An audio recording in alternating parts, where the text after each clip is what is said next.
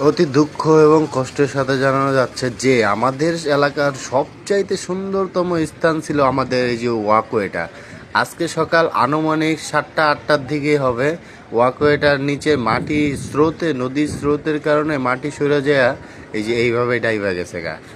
তো এইভাবে ডাইবা যাওয়ার কারণে আমাদের এলাকার সবচেয়ে সুন্দরতম স্থানটা আর কি নষ্ট হয়ে গেল গা। এটা হইলে গা আমাদের শ্মশান ঘাটের সামনে, কারণ দিয়ে যে শ্মশান ঘাটটা আছে সেই শ্মশান ঘাটটার সামনে আমাদের এলাকার সবচেয়ে সুন্দর স্থানটা আর রইল না। আমি চাচ্ছিলাম এই ভিডিওটা শেয়ারের মাধ্যমে যাতে সবার কাছে এই ভিডিওটা পৌঁছায় জায়গা,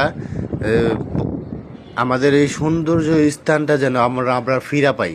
সবাই ভিডিওটা প্লিজ শেয়ার করে দিবেন যেন আমরা এই সুন্দরতম স্থানটা আবার ফেরত পেতে পারি। আমরা চাই, দ্রুত চাই এই জায়গাটা আমাদের ঠিক করে দেওয়া হোক। কিভাবে দেখছেন, এতদিন মনে করেন আমাদের ব্রিজ ধ্বংস হয়েছে, ভাঙ্গে গেছে, তবে ওই ভাঙ্গে যাওয়ার কারণ ছিল আমাদের বালুবাহী বল গেটগুলো স্রোতের কারণে নিয়ন্ত্রণ করতে পারতো না, এই কারণে ভাঙ্গে গেত। এখন এইটা হচ্ছে স্রোতের কারণে, অতিরিক্ত স্রোতের কারণে নিচে থেকে মাটি সরে যায় আর কি ব্রিজটা ডাইবা গেছে গা।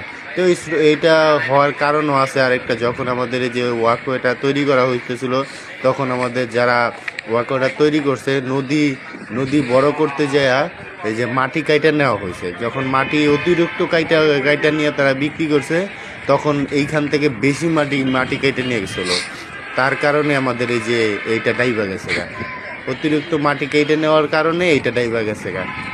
তো এইটার দৃষ্টান্তমূলক আমি প্রতিবাদ জানাচ্ছি এবং এইটা যত শীঘ্রই আমাদের ঠিক করে দেওয়া যায় সেই ব্যবস্থা করছি আমি ঊর্ধ্বতন কর্মকর্তা।